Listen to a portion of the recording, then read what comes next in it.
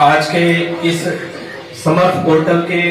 Workshop में आयोजित इस जिला पंचायत सभागार में उपस्थित वर्कशॉप में उपस्थित हमारे बीच में बेसिक शिक्षा विभाग के मुखिया बेसिक शिक्षा अधिकारी महोदय, यहाँ पर उपस्थित हमारे सारे खंड शिक्षा अधिकारी महोदय, यहाँ पर सभी 16 विकास खंडों से आए हुए हमारे एआरपी और एसआरजी साथीगण, स्पेशल एजुकेटर्स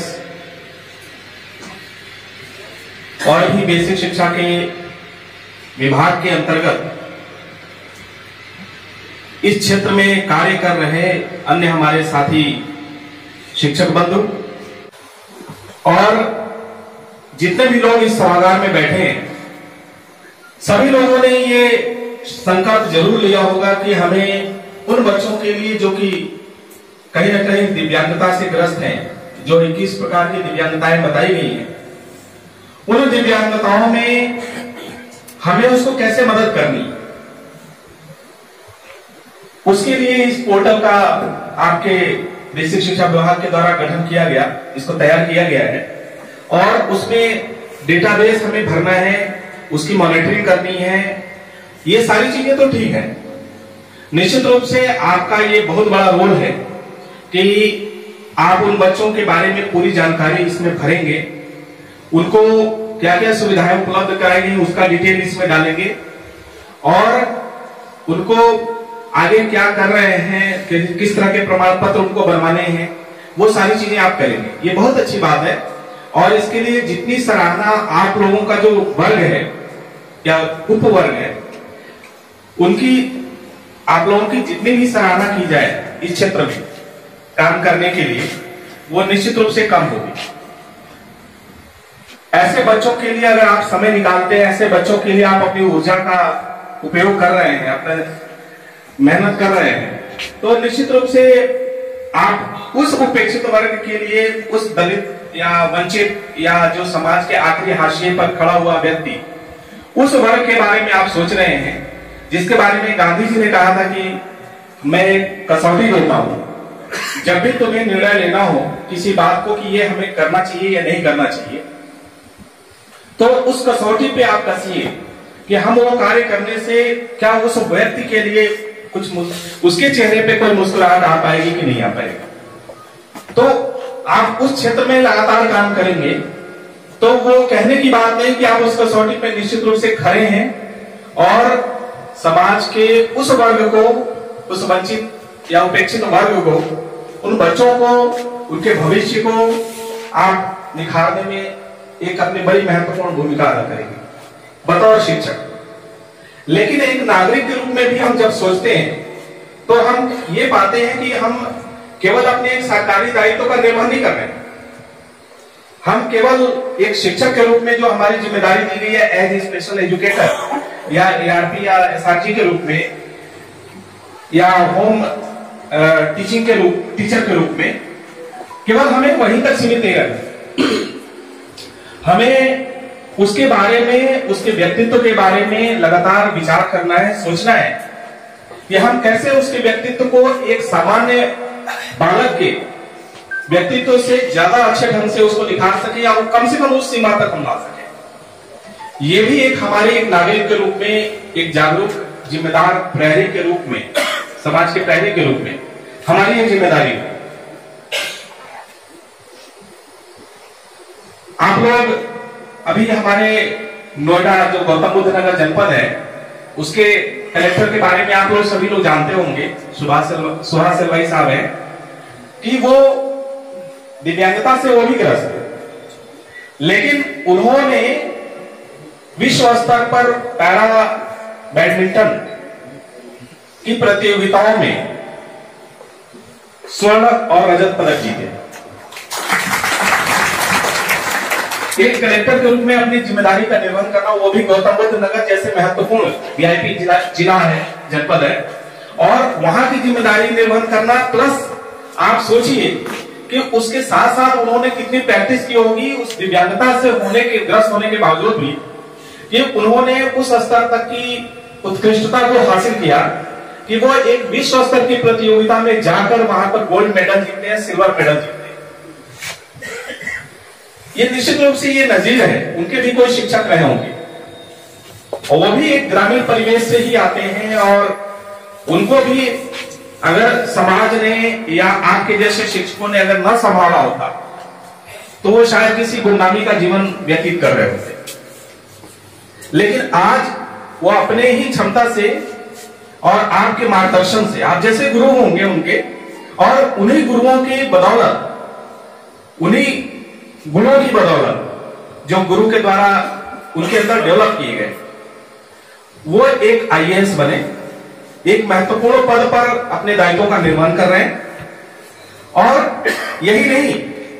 केवल शैक्षिक गतिविधियों में ही वो उत्कृष्ट नहीं रहे, उन्होंने शिक्षणेतर गतिविधियों में भी अपने आप को उत्कृष्ट साबित किया। तो वो ऊर्जा, वो जज्बा, वो जोश, वो जुनून ये पैदा करने वाला कोई ना कोई शिक्षक ही रहा होगा। हम सभी ग्रामीण परिवेश से आते हैं, ज्यादातर लोग हम लोगों में से हैं, और वो गांव के ही परिवेश से हम लोग निकल कर आए हैं, जहां बहुत सारे हमारे साथी पीछे भी छूट गए। लेकिन उन्हीं में से एक गुरु ने हमें ऐसा मांझा, ऐसा मोटिवेट किया कि हम आज वहां से फिर यहां तक का सफर तय कर रहे हैं। तो अगर एक सामान्य बच्चा सफर तय कर सकता है, तो एक ऐसे बच्चे को जिसको स्पेशल नीड है, स्पेशल केयर की नीड है, क्या हम उस बच्चे को हम नहीं तराश सकते? उस बच्चे को भी तराश सकते हैं। तो आज जिम्मेदारी केवल उसको शैक्षिक परिवेश देने की ही नहीं है, एक अच्छे शैक्षिक परिवेश के साथ साथ उसके व्यक्तित्व को रूपांतरित करने की भी जिम्मेदारी जो हमारी है, एक गुरु के रूप में, एक शिक्षक के नाते, वो भी हमारी ही जिम्मेदारी है। और मैं ये मानता हूं कि ऐसे बच्चे जो स्पेशल नीड वाले हैं, जिनको ये किस प्रकार की दिव्यांगताओं से, आप तथाकथित दिव्यांगताओं से ग्रस्त कर, ये बाधाएं कहीं भी उनके व्यक्तित्व को उत्कृष्ट कर सिद्ध करने में कहीं भी आने नहीं आती। वो आपकी एक शब्द को जो कि सामान्य बच्चा शायद 4 बार में समझ पाए, बहुत सारे बच्चे ऐसे जो इन दिव्यांगताओं से ग्रस्त हैं, वो शायद एक बार नहीं समझ पाएंगे। आप रविंद्र जैन साहब का नाम सुने होंगे, जिन्होंने की महाभारत सीरियल के बारे में, रामायण सीरियल के बारे में जिन्होंने की गीत लिखे और उन्होंने ही गाया, संगीतकार थे वो, और उन्होंने इतने सुंदर गीत लिखे, इतने सुंदर ढंग से उन्होंने संगीतबद्ध भी किया, आवाज भी दी। तो ऐसे गीतकार और संगीतकार को दृष्टिहीन होने के बावजूद आप सोचिए कि कैसे उन्होंने इन सारे गीतों को लिखा, पढ़ा, समझा और संगीतबद्ध किया, इतने सारे वाद्ययंत्रों के साथ कोऑर्डिनेट किया। अगर उसके अंदर स्पेशल टैलेंट नहीं होगा, वो स्पेशल नीड वाले बच्चे नहीं है, वो स्पेशल टैलेंट वाले बच्चे हैं।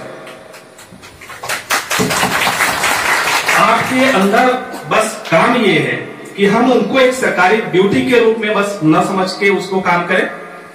हम उस टैलेंट को, जो हिडन टैलेंट है, उसका जो सुषुप्तावस्था में है, जो कि छिपा हुआ है, जो कि शायद मांझा नहीं जा सका, चमक के बाहर नहीं आ पा रहा है, उसको चमकाना है, उसको मांझना है, ये हमारी ड्यूटी है। अभी मैं चर्चा कर रहा था, सेरेब्रल पाल्सी के हमारे 5600 में करीब 600-700 बच्चे ऐसे हैं जो सेरेब्रल पैल्सी नामक एक विकलांगता होती है, दिव्यांगता होती है, उस दिव्यांगता से ग्रस्त। अभी हम लोग चर्चा कर रहे थे कि हम ऐसे बच्चों को जिले लेवल पे काम करें कि इन 21 जो हमारे दिव्यांगताएं हैं, सेरेब्रल पाल्सी सहित जो कई सारी दिव्यांगताएं, उसमें हम क्या क्या कर सकते हैं। बहुत सारी सरकार की योजनाएं चलती हैं, हमारे दिव्यांगजन सशक्तिकरण अधिकारी भी यहां बैठे हैं, आज उनको इस बैठक में रहना चाहिए था। हम बहुत सारी ऐसी निःशुल्क सुविधाएं सरकार प्रदान कर रही है जो मानसिक और शारीरिक दिव्यांगताओं को दूर करने के लिए, ऑपरेशन है और कई तरह के ट्रीटमेंट्स हैं जिनको कि हम कर सकते हैं। तो मेरा आग्रह आपके साथी मुखिया से होगा, बेसिक शिक्षा अधिकारी महोदय से होगा कि हम ऐसे बच्चों को प्लान बनाएं कि हम उनको किन किन सुविधाओं से, किन किन ट्रीटमेंट्स की उनको जरूरत है, उनकी प्रॉपर एग्जामिनेशन, मेडिकल एग्जामिनेशन हो, और उनको बहुत सारे ऐसे विभाग हैं, सरकारी विभागों में, सरकारी स्कीम्स में हम लाभान्वित करें, और उसके साथ साथ बहुत सारे एनजीओ हैं जो ऐसे बच्चों के लिए जो निःशुल्क रूप से अपनी सेवाओं का लाभ देते हैं, हम उनके बारे में भी सोच सकते हैं। तो हम शासन से और एनजीओ की सहायता से हम उन बच्चों के व्यक्तित्व को निखारने के लिए क्या कर सकते हैं उसके बारे में भी सोचें, और एक गुरु के रूप में, एक शिक्षक के रूप में जो हमारी भूमिका है कि हम उनको कैसे मोटिवेट करें, कैसे ट्रेन करें, ताकि वो केवल शैक्षणिक गतिविधियों में ही ना आगे रहे। हो सकता है उन्हीं में से कोई बच्चा ऐसा भी हो जो बहुत सुंदर पेंटिंग बनाता। आप सभी लोगों ने शायद तारे जमीन पर मूवी देखी होगी जी। उस बच्चे को जो बीमारी है उसके टीचर समझ नहीं पाते, और उसको लगातार उसके घर वाले भी, उसके टीचर भी उसको प्रताड़ित करते रहते हैं। लेकिन एक टीचर एक दिन ऐसा आता है जो उसकी समस्या को समझता है। तो आज वो कैसे समझता है? वो एक गुरु के रूप में, एक मास्टर साहब के रूप में नहीं समझता है, वो एक दोस्त के रूप में उसको समझता है, और तभी बेहतर ढंग से वो समझ भी पाता है कि इस बच्चे को परेशानी ये नहीं है जो कि बताई जा रही, परेशानी कहीं और है, और उसके पास टैलेंट कहीं और है जो शायद अभी दुनिया देख नहीं सकी। लेकिन वही बच्चा जब एनुअल कंपटीशन में जब वो पेंटिंग करता है और जो पेंटिंग बनाता है, तो उसको लेकर सारे अतिथि और सारे स्कूल के लोगों में की नजरों में वो अपनी एक पहचान बना लेता है। तो बहुत सारे ऐसे स्कोप हो सकते हैं, किसी बच्चे में पेंटिंग का हो सकता है, किसी बच्चे में एक गायक का हो सकता है, किसी बच्चे में एक अच्छे स्पोर्ट्स प्लेयर का हो सकता है। हमारे नेशनल पैरालंपिक लेवल के बहुत सारे गेम होते हैं, उनमें वो भाग ले सकता है। अलग अलग विधाओं में, अलग अलग योजनाओं में, अलग अलग प्रतियोगिताओं में वो भाग ले सकता है और हासिल कर सकता है। और जिन बच्चों पे ध्यान दिया गया वो बच्चों के नाम आपके सामने अभी स्क्रीन पे दिखाए भी जा रहे हैं। तो बस आवश्यकता इस बात की है कि जो जनपद के 5,696 जो संख्या हमें बताई गई, ये इन बच्चों पे अगर ध्यान दिया जाए तो इनके अंदर वो टैलेंट है, वो स्पेशल टैलेंट हिडन है। आज जरूरत इस बात की है कि हम उसको पहचान सकें कि ये बच्चा किस क्षेत्र में जाना चाहता है। तो हर बच्चे के अंदर हमें ये सोचना होगा, जब एक टीचर के रूप में हम अपनी भूमिका का निर्माण करते हैं, एक एआरपी और एसआरजी के रूप में हम अपनी भूमिका का निर्माण करते हैं, खंड शिक्षा अधिकारी या एक स्पेशल एजुकेटर के टीचर के रूप में हम अपनी भूमिका का निर्माण करते हैं, तो हमें इन बिंदुओं को हमेशा ध्यान में रखना होगा। और आज जरूरत भी इसी बात की है। हम ये नहीं चाहते कि सारे बच्चे पढ़ लिख करके एक टॉप मोस्ट लेवल पे ही एक पद को धारण करें, ऐसा नहीं है। हो सकता है कोई दूसरे फील्ड का मास्टर हो और हम जबरदस्ती उसको एक अच्छे बड़े पद पे जाने के लिए, उसको बड़ी प्रतियोगिता में भाग लेने के लिए, इंजीनियर डॉक्टर बनाने के लिए बाध्य कर रहे हैं, ऐसा नहीं है। उसको हमें पहचानना होगा, और वो कब पहचान पाएंगे? जब एक छड़ी वाले मास्टर साहब की भूमिका से हटकर एक दोस्त के रूप में, एक सहानुभूति के साथी के रूप में आप उसके साथ समय व्यतीत करें, उसको समझें और उसके साथ वार्तालाप करें, संवाद करें, तब जाकर आप वास्तव में उसके अंदर क्या टैलेंट है समझ सकते हैं।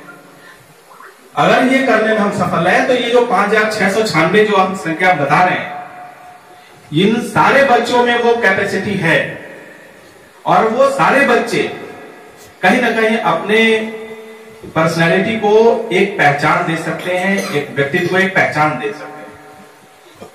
तो आज जरूरत इस बात की है, ये समर्थ ऐप एक बहुत ही अच्छा ऐप है जिसके बारे में आपको आज बताया भी गया।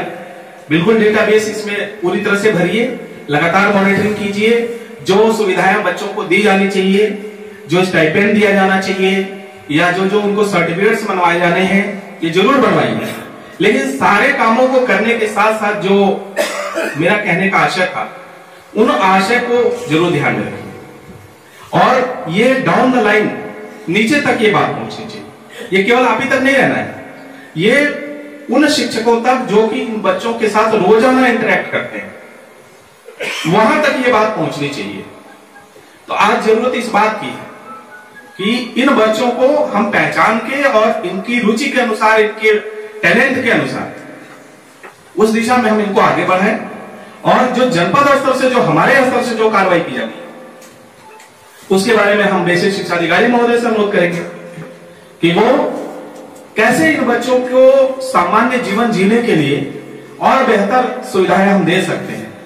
चाहे वो मेडिकल के रूप में, चाहे उपकरणों के रूप में, चाहे ट्रीटमेंट, चाहे ऑपरेशन, सर्जरी, या और जो चीजें हो सकती हैं, उसके बारे में भी हम आगे बढ़ के विचार करें।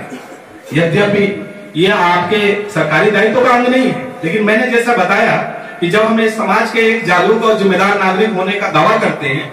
हम ये मानते हैं कि हम समाज को एक नई दिशा देने वाले नागरिक तैयार करते हैं, देश का भविष्य तैयार करते हैं, तो हमारी कहीं ना कहीं ये जिम्मेदारी परोक्ष रूप से हो ही जाती है। और उसमें प्रशासन की जो भूमिका है, जो हमारे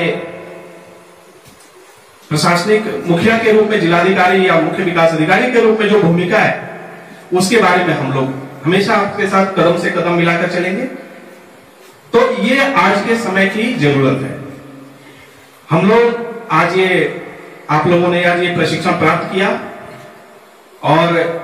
सारी चीजें आपने हासिल कर ली, अब इसको जमीन पे उतारने का वक्त है। तो उसी टीम भावना के साथ जुड़िए, उसी टीम भावना के साथ लगिए, जिस टीम भावना के साथ आप लगातार कोशिश करते रहे हैं जनपद की शिक्षा व्यवस्था को, बेसिक शिक्षा की जो व्यवस्था है उसको और अधिक मजबूत बनाना है। जो कमियां हैं उन कमियों को दूर करना है। इस संकल्प, इस भावना के साथ आप लगेंगे, निश्चित रूप से जनपद का बेसिक शिक्षा का जो भविष्य होगा वो निश्चित रूप से उज्जवल होगा, निश्चित रूप से सुरक्षित होगा। यही मुझे कहना है। आप लोगों ने आज मुझे इस कार्यक्रम में बुलाया, मुझे विचार व्यक्त करने का मौका दिया, इसके लिए मैं बेसिक शिक्षा अधिकारी साहब का और बाकी साथियों का आभारी हूं। और मैं आप सभी को आपके जो कर्तव्य हैं, जो निर्देश हैं, जो उनको करने के लिए मैं आपको हृदय से शुभकामनाएं देता हूं। धन्यवाद।